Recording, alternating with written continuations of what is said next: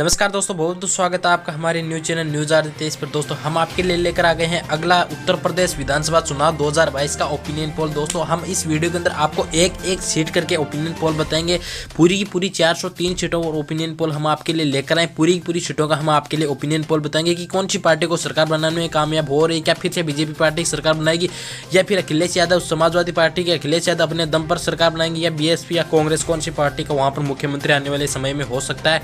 दोस्तों सभी सीटों की बात करते हैं तो सबसे पहले हम बात करते हैं आगरा की 9 सीटों की। तो दोस्तों आगरा के अंदर 9 सीटों की, वहां पर बीजेपी को 5 सीटें, एसपी को 2 और बीएसपी को 1, वहीं कांग्रेस को 1 सीट मिलती हुई दिखाई दे रही है।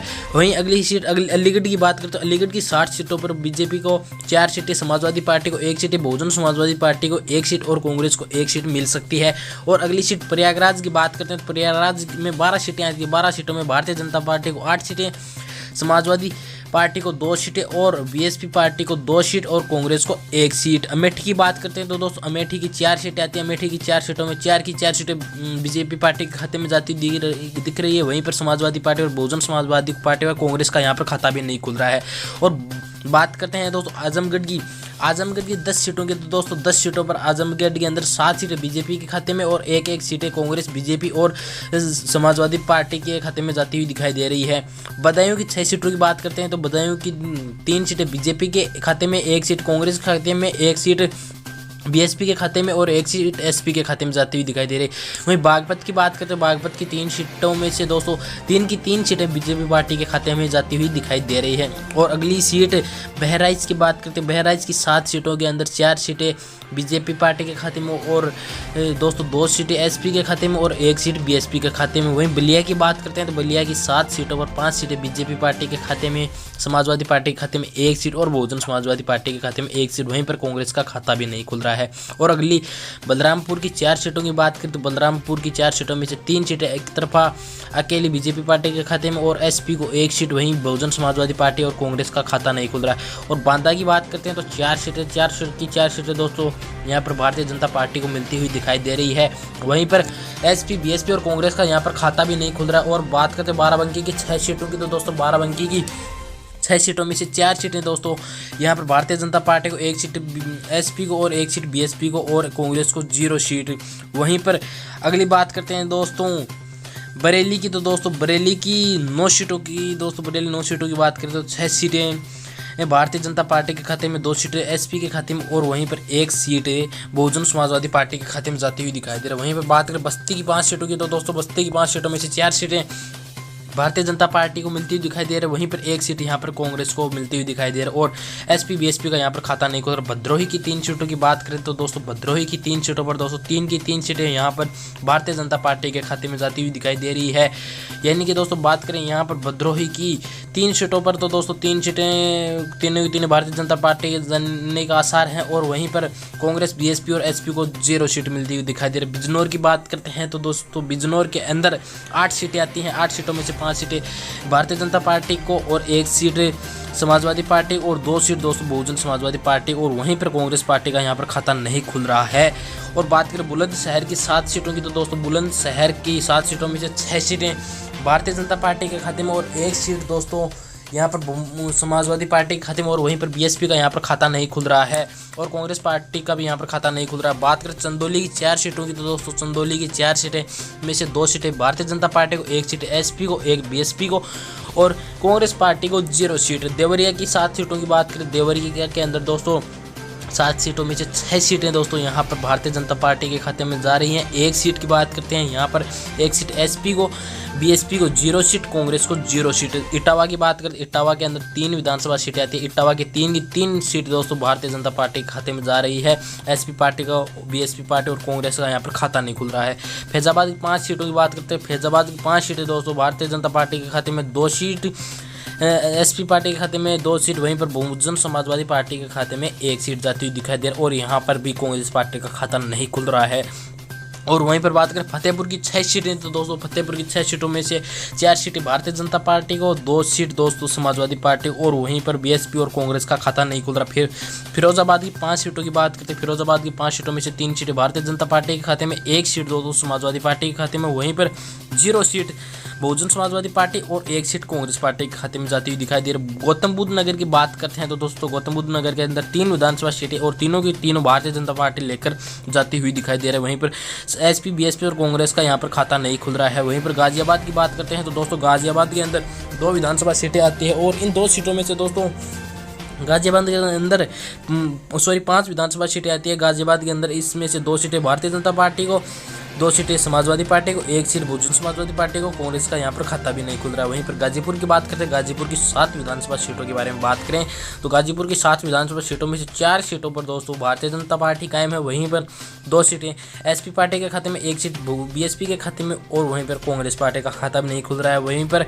बात करें गोंडा की 7 सीटों पर तो दोस्तों गोंडा की 7 सीटों पर में से 5 सीटें भारतीय जनता पार्टी के खाते में, 1 सीट समाजवादी पार्टी के खाते में और 0 सीट बहुजन समाजवादी पार्टी के खाते में और 1 सीट कांग्रेस के खाते में। ऐसे करके देखा जाए तो दोस्तों अभी फिलहाल भारतीय जनता पार्टी बहुत आगे चल रही है। वहीं अगली सीटों की बात करते हैं तो गोरखपुर की 9 सीटों की बात करें तो गोरखपुर में 9 सीटों में से 8 सीटें भारतीय जनता पार्टी के खाते में, एसपी पार्टी का यहाँ पर खाता नहीं खुल रहा, 1 सीट बीएसपी के खाते में, कांग्रेस को 0 सीट।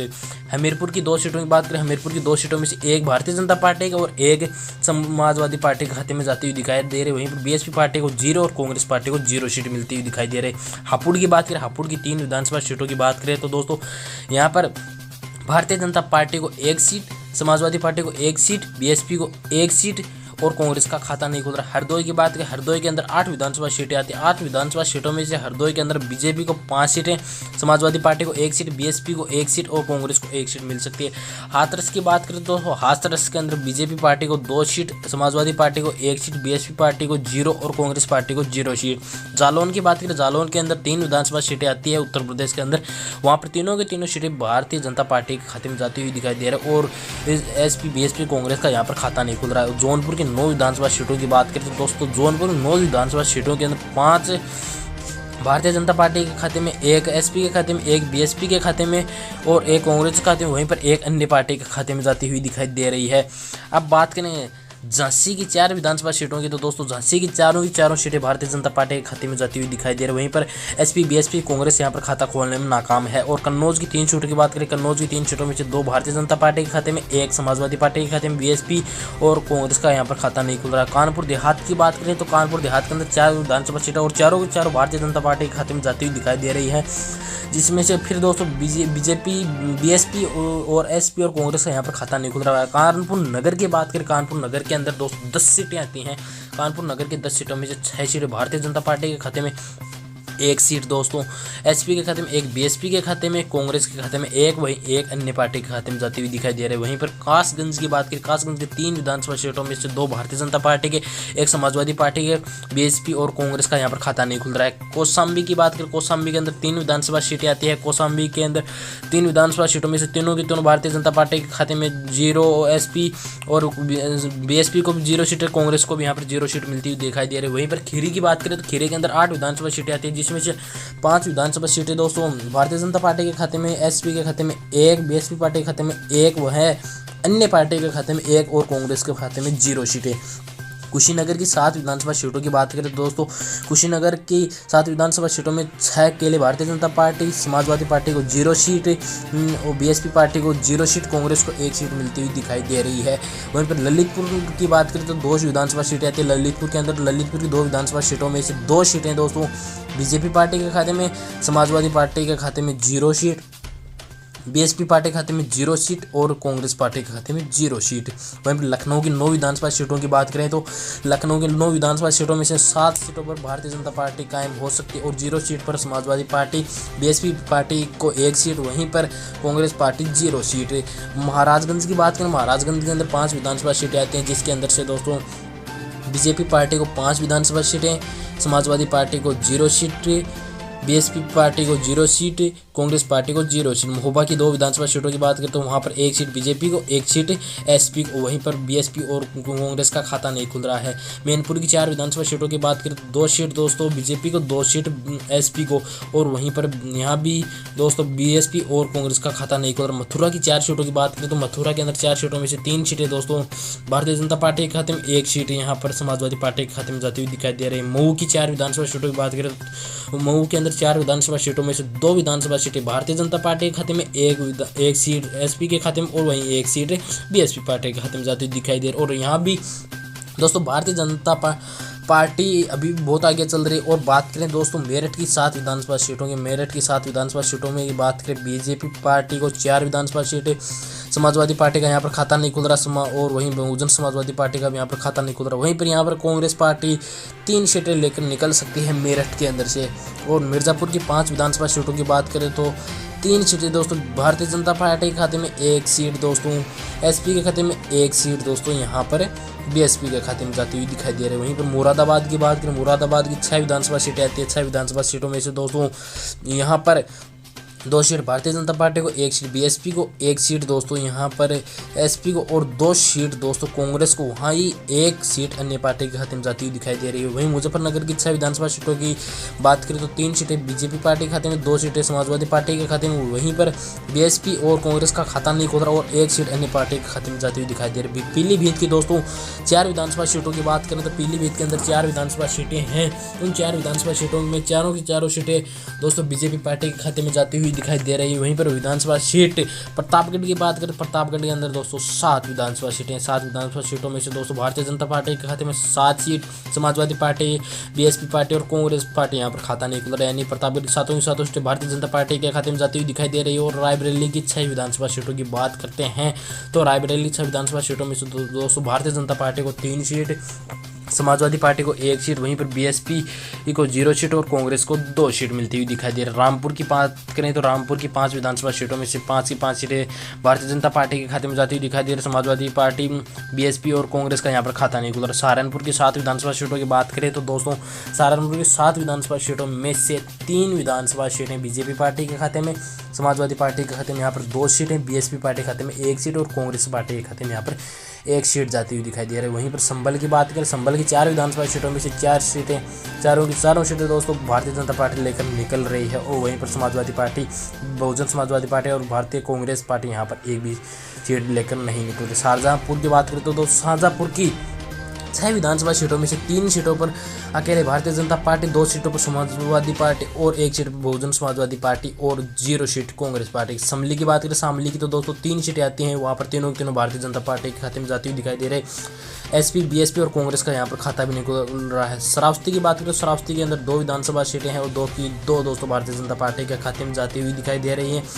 यहाँ भी दोस्तों एसपी, बीएसपी और कांग्रेस का खाता नहीं खुल रहा है। सिद्धार्थनगर की 5 विधानसभा सीटों की बात करें तो सिद्धार्थनगर के अंदर 5 विधानसभा सीटों में से 4 विधानसभा सीटें भारतीय जनता पार्टी के खाते में, समाजवादी पार्टी का यहाँ पर खाता नहीं खुल रहा है।